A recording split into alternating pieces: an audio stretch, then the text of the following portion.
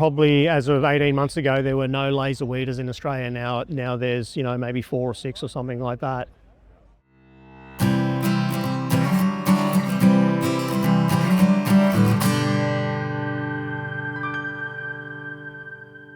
Welcome back to the Vegalogue podcast, a dialogue about the Australian vegetable industry from AUSVEG. I'm Tom Bicknell. A few episodes ago, we spoke to grower Dan Hodges about some of the cutting-edge AgTech he'd seen on a study tour of the US. Well, last month, some of that leading tech was on display in Tasmania at the Ag Innovation Expo 2025, held at the Hagley Farm School by the Tasmanian Agricultural Productivity Group.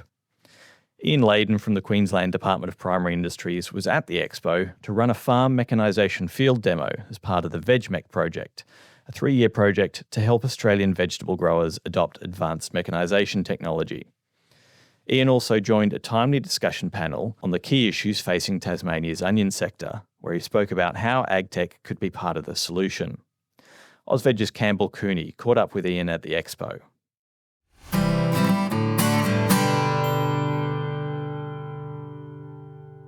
Ian Layden, thank you for giving us your time. Welcome to Tasmania. Yeah, thank you very much. Okay. Wonderful to be here. Yeah. You were set at the task, answer the question of how to improve packing house distributions and outcomes in onions. And all 4 of you who are on that panel made the point towards the end is be prepared, get ready for it, plan beforehand. You talked about it in particular terms when it comes to technology, and that's, I suppose, is the area that you're particularly involved with. When it comes to growers getting ready, getting involved, what's a particular message you would give to them? Yeah, okay. So it's probably, as some of the other panel members suggested, like really good preparation early on, be really thinking of the whole farming system.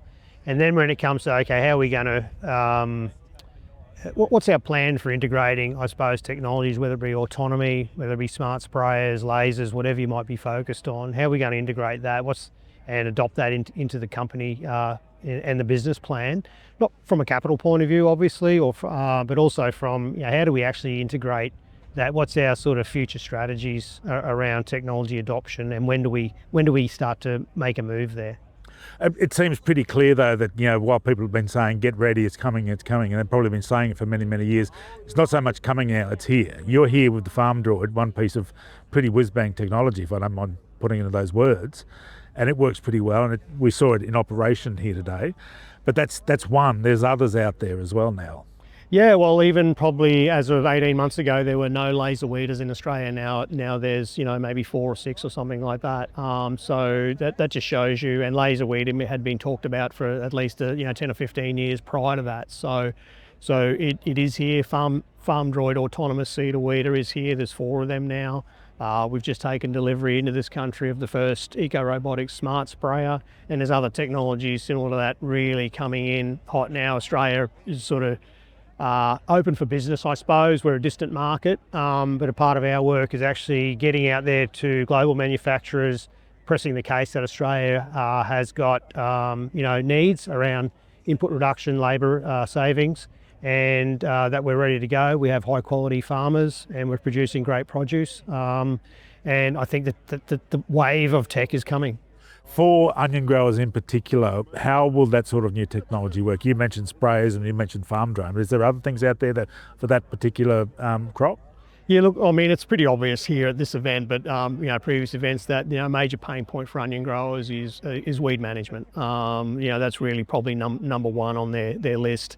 Probably second to that is disease. So again, that sort of pre-harvest area in the field is where they're really looking for, I guess, relief and better outcomes in terms of yield and relief from input costs. So that's really where their focus is. It continues to be that. I think that's probably where you'll see, particularly for onion industry, and we've already seen with laser weeding, but I think you'll see more investment in that sort of that weed management and disease management area. What's it going to mean for the changes to the way that they farm? And I'm sort of thinking as much technology introduction, I'm sure, but the way that they actually set their farm up to work, the way that they might have furrows or fencing or that sort of plan. Yeah, it's a really good question. I think it's going to be case by case basis, but there are some general take homes we've learned already, whether it be from laser weeding or farm droids or even smart sprayers, that they are going to have to sort of probably just change the way they think about weeding practices. So going early, going often, technology will allow you to do that. However, you've got to change, the way your teams or work crews have been sort of, dealing with that. So autonomous systems as well, who's going to manage that when they're running maybe 24 hours a day? Is there a plan for that? Are there skills within the business to handle that? And then really just farm layout stuff, headland management to allow autonomy, safe zones, all that sort of stuff. Also, I mean, you must have made a very good point when it comes to drainage. Is this part of it as well? You made the point, I thought it was a good one there, that no one has ever complained about having too much drainage. No, look, drainage is one of those things in our part of the world compared to maybe other parts. A lot of technology comes from California.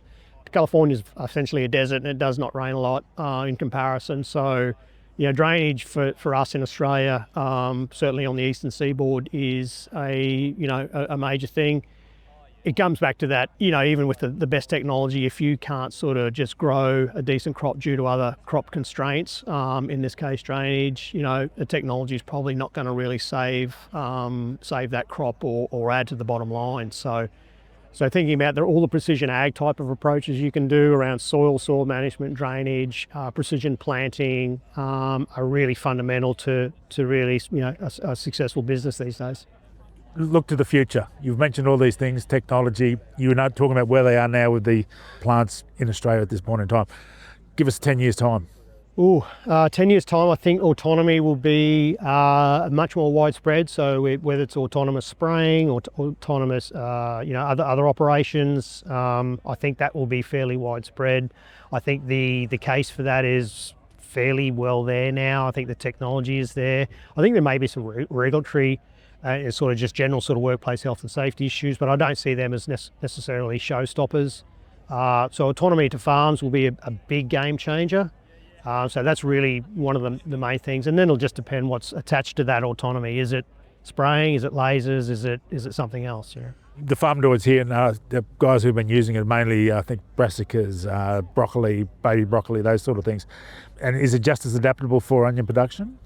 It is, and it is used for onion production in Europe, where there's a majority of those machines. This particular machine, because of the size of onion seeds, tends to want to bunch a few seeds together and then plant those rather than singulation, which is what we're used to here in Australia. So that if people would like, are considering using a farm droid for planting onions, yes, it can definitely do that. Will it be exactly the same as you're doing now? Well, at this stage, no. It'll be more of a bunched line, which is what they do in Europe.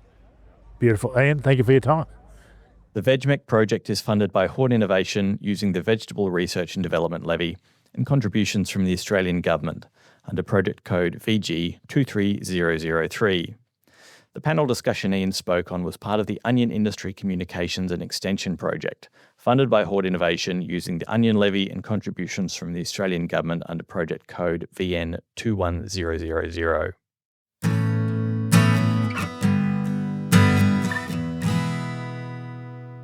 You've been listening to the Vegalogue podcast. Don't forget to subscribe and give the podcast a rating and review. Vegalogue is produced by AUSVEG, the peak industry body for Australian vegetable growers. You can find more news and information from AUSVEG at ausveg.com.au, on our social media channels, or in Australian Grower magazine. See you next time.